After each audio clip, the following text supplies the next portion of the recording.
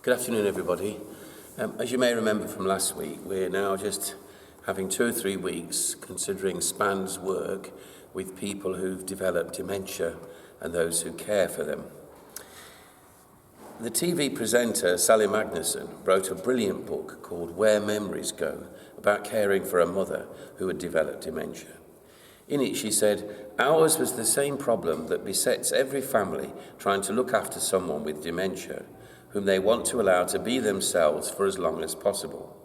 How to keep your independent spirit flying and help you feel like a free agent, capable of decisions, when the decisions you made were so often disastrous, and the decisions you increasingly could not make were so fundamental."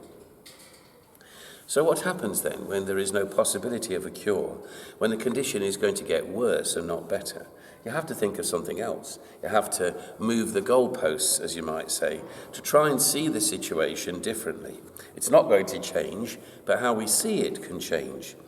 And the right help and support can give us the encouragement to do it. And that's the goal of pastoral and community care. The same scenario exists in other forms, psychological forms of suffering, such as bereavement. How do you see it? How might you see it?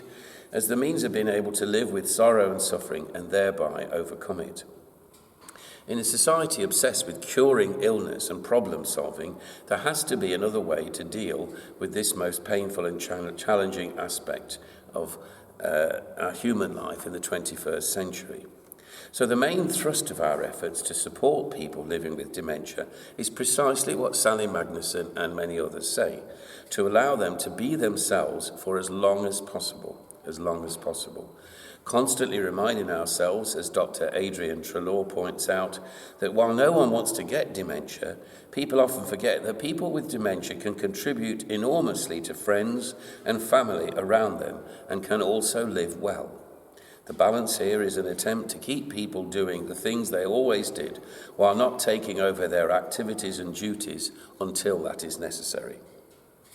This approach has in fact been the hallmark of the work of SPAN for the past 45 years, namely to encourage people to contribute to the lives of others, despite what appear to be their limitations, and more than this, to recognise and encourage the gifts that they have, which maybe the rest of us do not actually possess. Dr. Treloar continues, "We normally think that the provision of care is something that we, the healthy, do for them, the sick. But in fact, what is really intriguing is that we are ourselves dignified by the care we offer to the sick. By accepting care and support, people with dementia can give a great deal to those who care for them." That is really true. So how can this be? Our first approach should be one of trying to understand precisely what it's like to live with dementia. And this is where the contribution part comes in, because the best people to help us to understand are those who are actually living with the condition themselves. Some years ago, a lady called Wendy Mitchell, who worked in the NHS, found herself forgetting things and recognised what was happening to her. She wrote about it in a remarkable book called Someone I Used to Know, which to me is essential reading for anyone who wants to understand this condition. Wendy Mitchell is able to articulate exactly what it feels like to develop this condition yourself and how you then cope with it on a day-to-day basis. Her words are painful to read, but presumably were much more painful to have written in the first place. She says, "There is a strange limbo between life and death when you're living with a progressive illness. That balance of knowing that things need to be dealt with, an acknowledgement of the future, and yet this great urge to live in the moment, to think about the now and forget this is even happening. But the nature of dementia means I can't forget. This disease follows me everywhere, bleeds into every moment. As much as I try to adapt to the person that it has made me, there is not a day that goes past when I don't wish it would desert me as fast as it arrived. I want to have conversations that don't even include its name, to be anonymous in the world again." She learned how to write a daily blog on the internet, commenting, "People have looked at my blog and questioned how I can possibly have dementia. They wonder how someone with a diseased brain can possibly write so fluently. I'm thankful that that part of my brain isn't broken, that while the words lose themselves on the way out of my mouth, the written ones make it onto the page before it's too late. And she also gives talk to dementia friends groups, professionals, and to others in a similar position, talking about the condition which, as she says, steals from us memories and little dignities that will only grow larger as the disease makes its march on our brain. The future is a vague concept. The only certainty is my decline. And the effect, of course, is devastating. Everybody accepts, she says, that parents will grow slower, but they don't imagine that as they do, they will forget the face or the name of the child that they have loved for their entire life.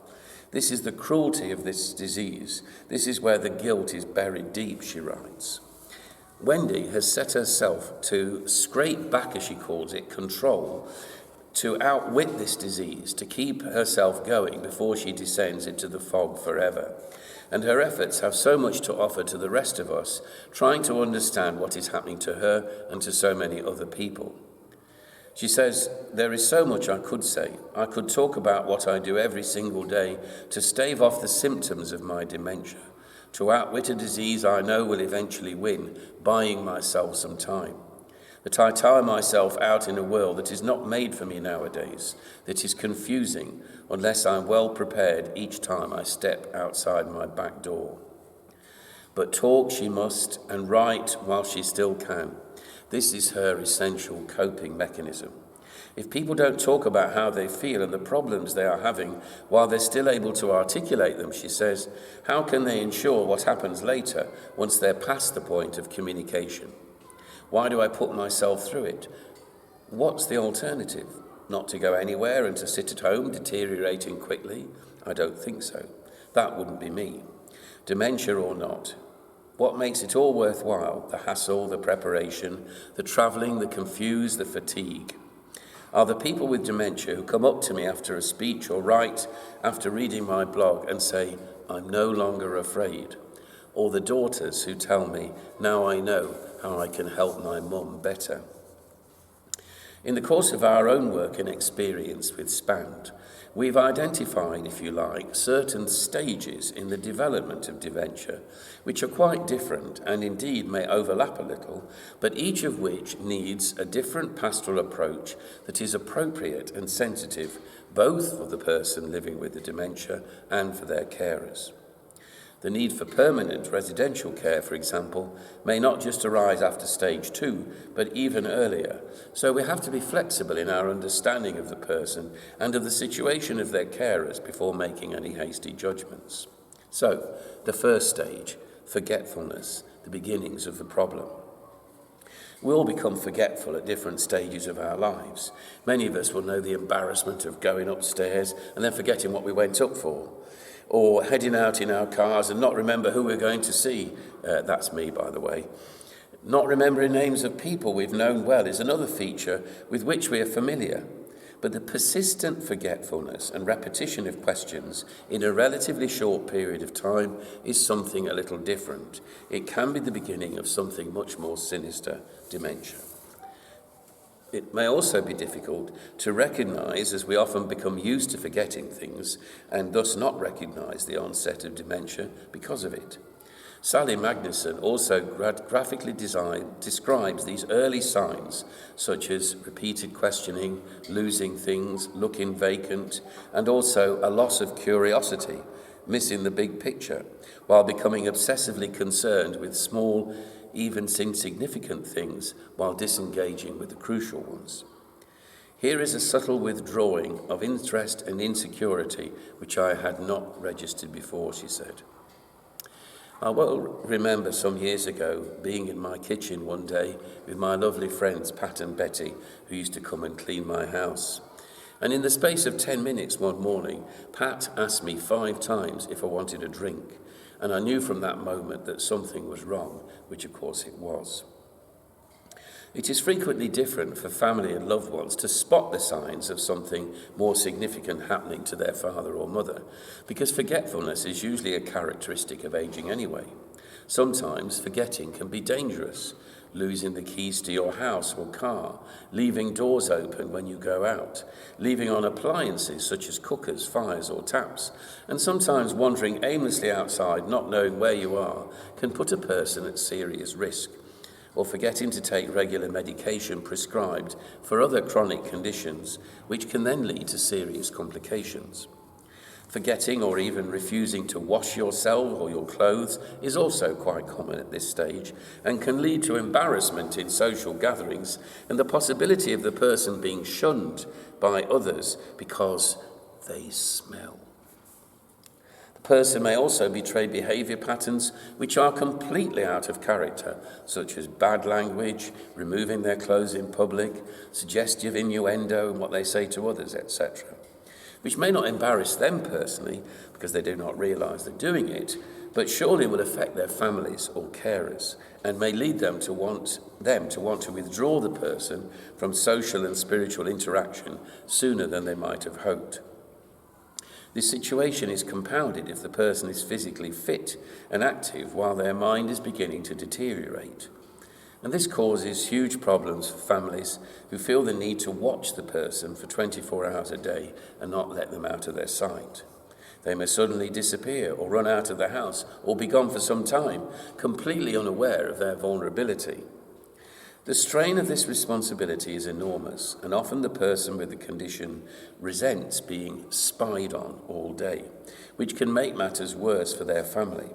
When this is coupled with other features, the time will inevitably arrive when the person cannot live in their own home safely anymore, but will need some form of residential care. What is essential when people continually seem to forget things is a regular prompting of memory in a way that is courteous and patient.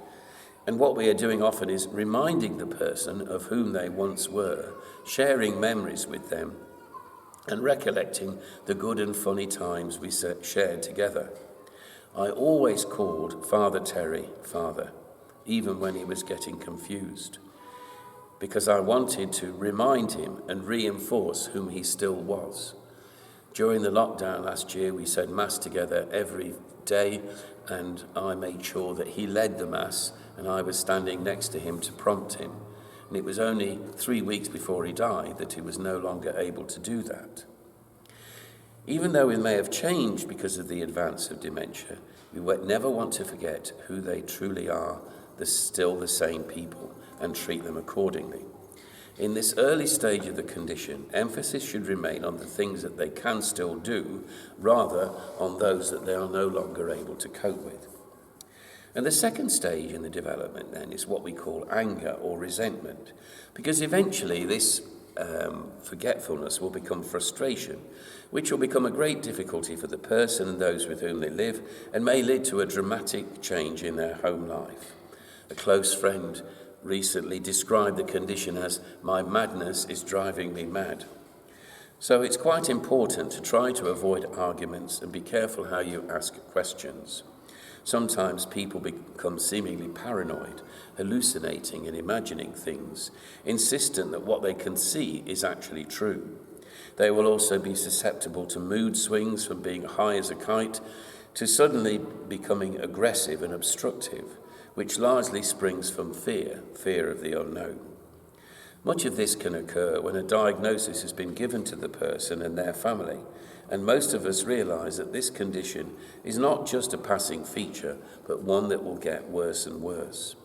These may be painful and trying days for everyone involved. Sally Magnuson's mother, herself a former journalist, was able to articulate this feeling graphically herself when she said, "Yes, I'm jealous of you. I'm jealous of what you can do and what I can't. I hate feeling foolish and incapable with a fierce passion."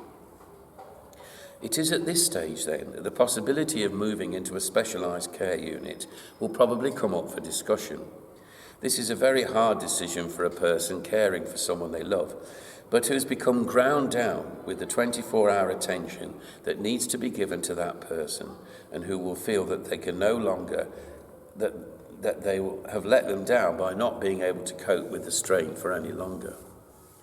carers find distress and agitation the most difficult thing to cope with, especially when this seems to occur without warning or provocation.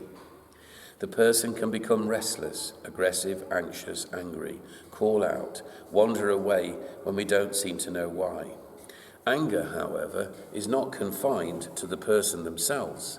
Sally Magnuson commented in addressing her mother, "I hate this disease. I hate it with a boiling fury. It has robbed you of the ability even to imagine what you cannot remember. It has stolen your empathy." And the third stage, which might sound a bit surprising to you, is what we call cheerfulness. This often comes about when a person has got past the stage of anger and learned to accept their situation and maybe even gone into care. The manner of this happening usually involves some form of deceit from their families, which is perfectly justified. Persuading the person to go and be looked after for a week or two is often more dignified than a social worker coming and carting them off, kicking and screaming, which has actually happened. Once the person has been in the home for 2 or 3 weeks and no mention is made of going home, they may, and often do, come to accept the situation by not asking about home anymore and getting used to the company and routine of the establishment. The care and welcome of the staff here, of course, is vital. Dr. Treloar comments, "Many people with dementia are happy, and some are even happier than they were before they got it. With the right care and the right comfort, some people forget the things they've worried about for years and can move on from the difficulties that have beset them for much of their life." On the whole, at this stage, people will be very amenable and remember some things without seeming to be troubled about where they are, even if they have to leave their homes and live in care. They may not be able to answer a direct question, but can be prompted by a friend or family member and seem to understand what you are reminding them of. And this can be a great comfort to their carers, who might be feeling guilty that they've become unable to care for the person in their own home any longer. It is hoped that this situation can persist for quite some time before any significant deterioration occurs, which it inevitably will. However, there may be difficulties if the care provided is not of sufficient quality and professionalism. So we may have to admit that going into care can also lead to a deterioration if they receive no visitors or adequate stimulation, which of course is precisely what has happened to many people during the lockdown period. So here is a checklist of what you might want to consider when visiting or living with a person who's developed dementia.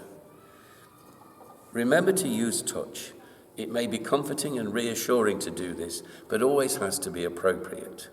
And I said Mass with Father Terry, I always had my hand on his shoulder, and every single night he was sitting up in bed. When I left him, I put my hand on his shoulder and said, "Don't worry, I'll see you tomorrow." Speak clearly, but don't shout unnecessarily. It's not nice to be shouted at because you're old, and old people are not always deaf. Sit close, show interest, use eye contact and keep their attention. If their recent memory is poor, try talking about things in the past, memories from their own lives or the things that you did together.